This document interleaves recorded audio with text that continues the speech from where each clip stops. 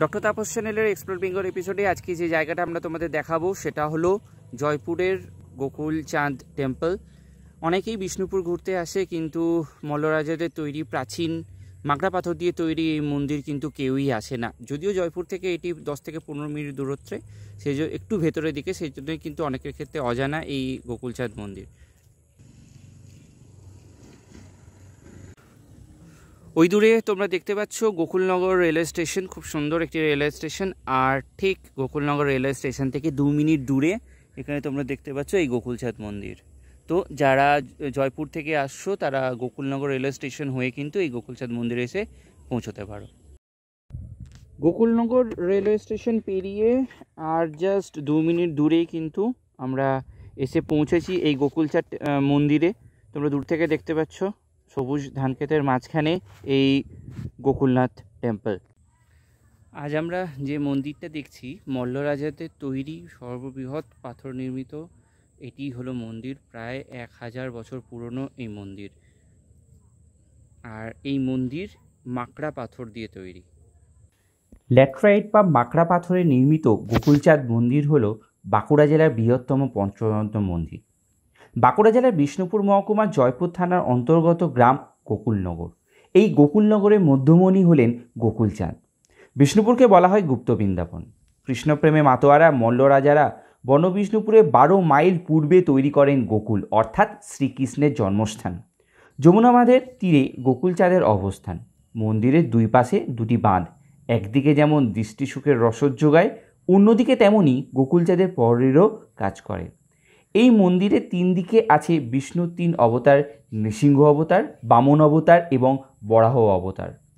বরাহ অবতারের মূর্তিটি সাজসজ্জা এবং অস্ত্রশস্ত্র কারুকার্য অদ্ভুত সুন্দর এবং জীবন্ত। যদিও গোকুলচাঁদ এবং অন্যান্য মন্দিরের বেশিরভাগ মূর্তি চুরি হয়ে গিয়েছে। ঐতিহাসিকদের মতে 1460 খ্রিস্টাব্দের রাজা চন্দ্রমল্ল এই মন্দির স্থাপন করে। গোকুলনগর ছিল তখনকার অন্যতম প্রধান জনপদ। এই গোকুলনগর ধরেই তৎকালীন রাজধানী তাম্রলিপ্ত যাতায়াত করতেন বহু সওদাগর। রাজা মহারাজারা যাওয়ার পথে যাত্রীদের জিরিয়ে নেওয়ার জায়গা ছিল এই মন্দিরটি। এবার বলি মন্দির প্রসঙ্গে। মন্দির চত্বরটি বেশ বড়। পূর্ব পশ্চিমে প্রায় 180 ফুট আর উত্তর দক্ষিণে প্রায় 140 ফুট উঁচু মাকড়া পাথরে তৈরি প্রাচীর ঘেরা এই মন্দির। মন্দির চত্বরের একদিকে মাকড়া পাথরে তৈরি মূল পঞ্চরত্ন মন্দির। মন্দিরের সামনে রয়েছে বড় একটি নাথ মন্দির। মন্দিরের একপাশে প্রবেশদ্বার। এই প্রবেশদ্বারটি মাকড়া পাথরের উপর নিখুঁত হাতের অপরূপ সূক্ষ্ম সূক্ষ্ম কারুকার্যে সাজানো। প্রবেশদ্বারের দেয়ালের কুলুঙ্গিতেই পাওয়া গিয়েছিল বিষ্ণু মূর্তি, যা এখন সংগ্রহশালায় সযত্নে রাখা আছে। কুলুঙ্গির উত্তর দিকে একটি উপমন্দির রয়েছে, যেখানে বৌদ্ধ ও জৈন তীর্থঙ্করের ভক্ত মূর্তি আছে। এর থেকে অনুমান করা যায় কালে কালে অনেক ধর্মেরই স্থান হয়েছে এই মন্দিরে। চীনা পরিব্রাজক হিউয়েনসাংয়ের বর্ণনা অনুযায়ী এই অঞ্চলে সে সময় জৈন ধর্মের খুব প্রভাব ছিল।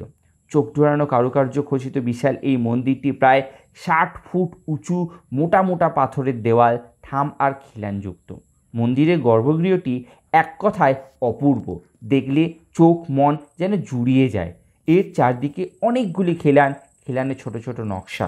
মন্দিরের গায়ে দশাবতারের মূর্তি খোদাই করা রয়েছে। এরই সঙ্গে দেওয়ালের বিভিন্ন অংশে খোদাই করে রাসলীলা আর মহাভারতের বিভিন্ন ঘটনা চিত্রায়িত রয়েছে। মন্দিরের ওপরে 5টি চূড়ার মাঝেরটি সবচেয়ে বড় আর উঁচু। চূড়ার ওপরের অংশ ক্রমশ ছুঁচালো হয়ে ওপরের দিকে উঠে গিয়েছে। চূড়ার একবারে উপরের একটি করে কলস বসানো রয়েছে। মন্দিরের গর্ভগৃহে সিংহাসনের ওপরে গোকুলচাঁদ অর্থাৎ কোষ্ঠী পাথর নির্মিত শ্রীকৃষ্ণের মূর্তি রয়েছে, আর তার বাঁ পাশে রয়েছে অষ্টধাতুর তৈরি শ্রী রাধিকা। মন্দিরের সামনে রয়েছে বিরাট নাট মন্দির। এই নাট মন্দিরই এককালে ভজন কীর্তন ও ভগবত পাঠ ইত্যাদি হতো।